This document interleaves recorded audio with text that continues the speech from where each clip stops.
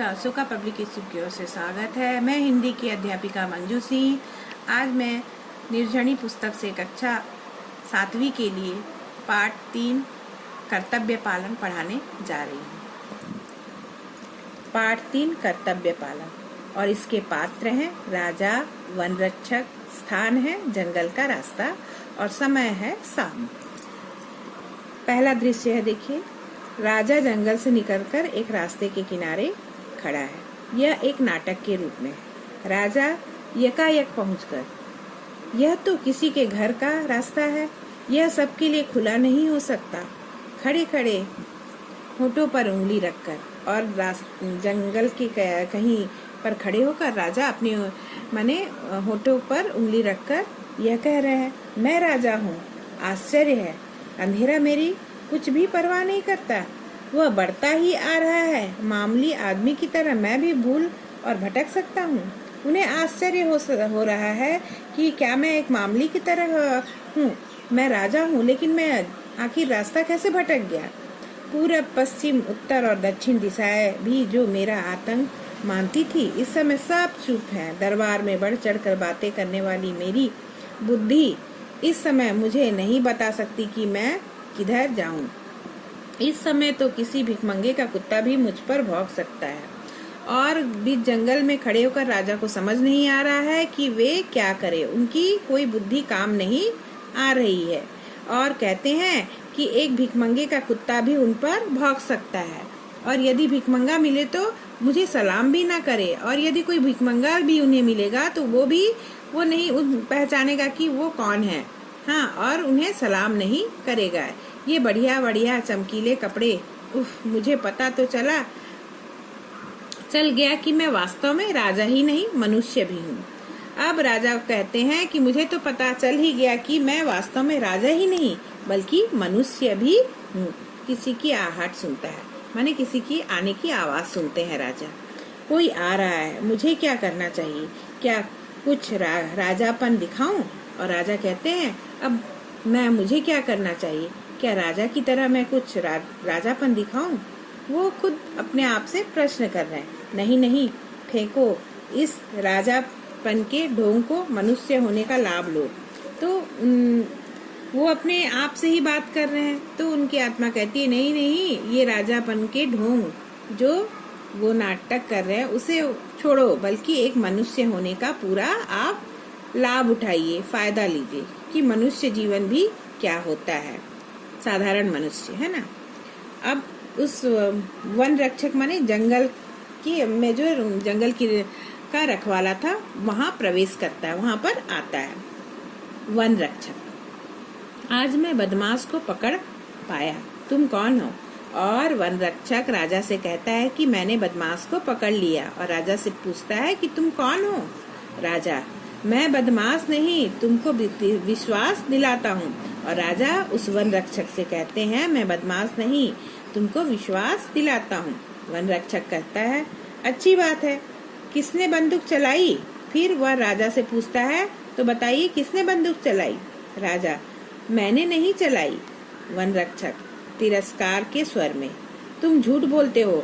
माने थोड़ा क्रोधित हो जाते हैं और बोलते हैं, यह बात को ना मानते हुए कि तुम झूठ बोलते हो। राजा से कह रहा है वन रक्षक। राजा मन में, अपने मन ही मन वो कहते हैं, झूठ बोलता हूँ? कैसे दुख की बात है कि मैं राजा होकर एक अपराधी की तरह सुन रहा हूँ। और वो मन ही मन सोचते हैं कि मैं झूठ बोलता हूँ, कैसे दुख की बात है कि मैं एक राजा होकर भी आज एक अपराधी की तरह, माने जैसे कि मैंने कोई गुनाह कर लिया है, यह समझकर आज मैं सुन रहा हूँ उस व्यक्ति की बातें। तुम मेरी बात का विश्वास करो भाई, मैंने बंदूक नहीं चलाई। और राजा वन रक्षक को विश्वास दिला रहे हैं कि मैंने बंदूक नहीं चलाई। वन रक्षक, अच्छा, इधर आओ। तुमने राजा के एक हरिन को गोली मारी क्या? नहीं मारी। वन रक्षक राजा से कहते हैं, अच्छा, इधर आओ। क्योंकि वन रक्षक तो राजा है, यह वो पहचान नहीं रहे हैं। हाँ, एक साधारण मनुष्य उसे समझ रहे हैं उन्हें। तो वो राजा से कहते हैं, अच्छा, इधर आओ। हाँ, तुमने राजा के एक हरिन को गोली मारी क्या? नहीं मारी। राजा, नहीं, सचमुच नहीं, मैं खुद राजा का बहुत सम्मान करता हूँ। मैंने भी गोली की आवाज सुनी है और मुझे भय है कि कुछ चोर या डाकू जंगल में छिपे हुए हैं। और राजा भी नहीं बता रहे हैं वन रक्षक को कि मैं ही राजा हूँ। हाँ, लेकिन कह रहे हैं कि नहीं, सचमुच नहीं, मैंने खुद मैं भी राजा का सम्मान करता हूँ और मैंने भी कुछ समय पहले गोली चलने की आवाज सुनी है और मुझे डर लग रहा है कि कहीं कुछ चोर या डाकू जंगल में तो नहीं छिपे हैं। यह सारी बातें राजा वन रक्षक से कह रहा है। वन रक्षक, मुझे यकीन नहीं। खैर, तुम कौन हो और तुम्हारा नाम क्या है? वन रक्षक राजा से पूछ रहा है। राजा गंभीर होकर, मेरा नाम? वन रक्षक, हाँ, तुम्हारा नाम। तुम्हारा कोई नाम तो होगा ही, क्या नहीं है? तुम कहाँ रहते हो और क्या करते क्या हो? ये सारी बातें वन रक्षक राजा से पूछ रहा है। राजा, इन प्रश्नों के उत्तर देने का मुझे अभ्यास नहीं है। राजा उस वन रक्षक से कहते हैं कि मैं आपके इन सारे सवालों का जवाब देने की मुझे आदत नहीं है। तब वन रक्षक सुनकर कहता है कि हो सकता है, पर ये ही नहीं, यह प्रश्न है जिनके उत्तर देने से सच्चे आदमी को डर नहीं लगता। तो वन रक्षक कहता है राजा से, हो सकता है, पर यह नहीं, यही प्रश्न है जिसके उत्तर देने से यदि तुम सच्चे हो तो सच्चाई का तुम पता चल सकता है। खैर, अगर तुम अपने बारे में कोई साफ उत्तर नहीं देना चाहते हो तो मत दो, मगर तुम जाना कहाँ चाहते हो? चलो मैं तुमको बाहर निकाल आऊं। वन रक्षक राजा से कहता है कि चलो कोई बात नहीं, लेकिन अपने बारे में कोई साफ उत्तर नहीं देना चाहते हो तो मत दो, लेकिन तुम जाना कहाँ चाहते हो? चलो मैं तुमको बाहर निकाल आऊं। माने वो उसे बाहर जाने का, जंगल से बाहर जाने का रास्ता राजा को बताना चाहता था। राजा शुद्ध होकर, तुम किस अधिकार से? राजा वन रक्षक से कहते हैं, तुम किस अधिकार से मुझे बाहर जाने का रास्ता दिखाओगे?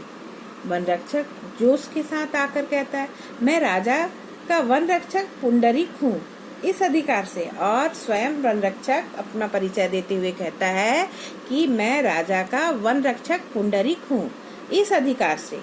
राजा गौर से देखकर, पुंडरीक? वन रक्षक अकड़ के साथ, जी हाँ, पुंडरीक किसी आदमी को जिस पर मुझे शक होता है और जब तक वह अपना परिचय जितना तुमने दिया है उससे अधिक नहीं देता, मैं इस राह से नहीं जाने देता। यह सारी बातें वन रक्षक राजा से कह रहा है। राजा, अच्छी बात है भाई, मुझे बड़ी खुशी है कि मेरी तरह तुम भी राजा के एक अच्छे अफसर हो, मगर तुम विश्वास करो। और राजा विश्वास दिलाने की कोशिश करता है वन रक्षक को। वन रक्षक, नहीं, तुम विश्वास के पात्र नहीं हो। और वन रक्षक राजा से कहता है कि तुम विश्वास के बिल्कुल काबिल नहीं हो। राजा, मैं राजा का एक अफसर हूँ। राजा तो झूठ बोल रहे हैं और अपना परिचय देते हुए कहते हैं कि मैं राजा का एक अफसर हूँ।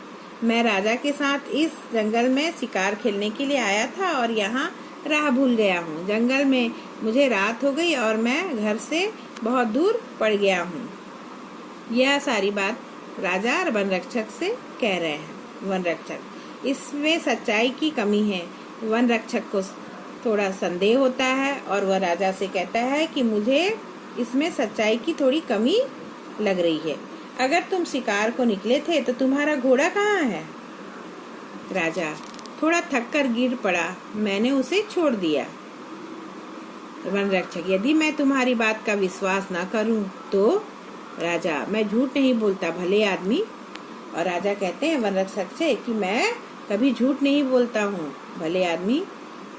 वन रक्षक, वाह वाह, दरबार में रहते हो और झूठ नहीं बोलते?